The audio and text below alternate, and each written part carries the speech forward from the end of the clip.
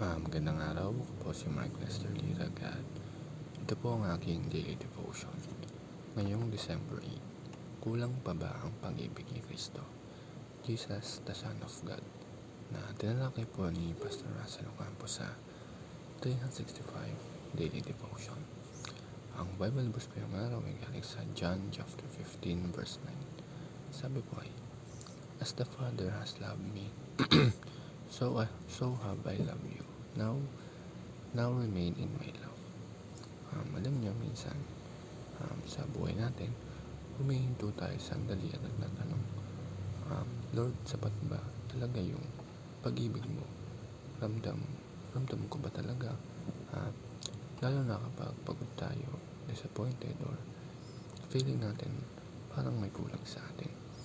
Pero ngayon, through this devotion, Jesus Himself reminds us na hindi lang sapat, sobra-sobra pa yung pag-ibig niya.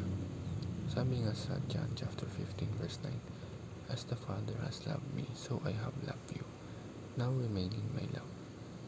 Hindi small love, hindi conditional love, hindi kung mabait ka lang type of love, but the same love ng Diyos Ama sa kanyang anak, eternal, perfect, unshakable, and unchanging.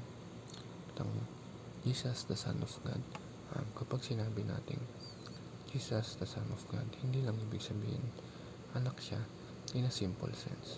It means He shares the very identity, authority, and mission of the Father. Hindi siya messenger lang, hindi siya prophet lang, hindi siya ordinary teacher lang. He belongs to God in an eternal relationship of perfect love.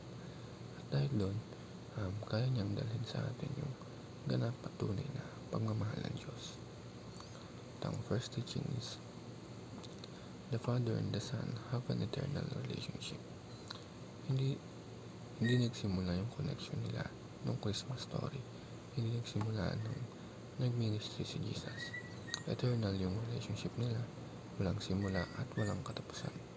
Before the world was created, before any mountains, oceans, or galaxies, ano na yung perfect love ng Father at Son. Second, the Father loves the Son with perfect love. Alam mo yung love na walang insecurities, walang comparison, walang condition. Yun yung love ng Diyos Ama sa anak. Pure, holy, complete, and overflowing. At kung isipin naman natin, ito rin yung love na pinakita ng Ama sa baptism ni Jesus. This is my beloved Son, in whom I am well pleased. Wala pang miracles si Jesus noon, wala pang teachings, wala pang ministry, pero love na siya. Yun minsan tayo, iniisip natin na kailangan mag-perform para mahalin ni Lord. Kailangan maging perfect, kailangan walang mali, kailangan laging okay. Pero hindi ganun ang love ng Diyos. He loves Jesus perfectly, and Jesus loves us from that same perfection of love. Ang last, the Son loves us with the same measure of love. Ito yung pinaka mind-blowing. Sabi ni Jesus, as the Father has loved me, so have I loved you.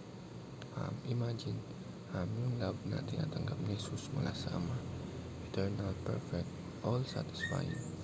Yun din yung love na binibigay niya sa atin, hindi less, hindi discounted, at hindi watered down. Ito ay same measure. Kaya kung tanong natin minsan na, Lord, kulang pa ba yung pag-ibig mo para sa akin? Sagot ni Jesus, hindi kailanman nagkulang. Hindi ka kailanman nagkulang sa pag-ibig ko.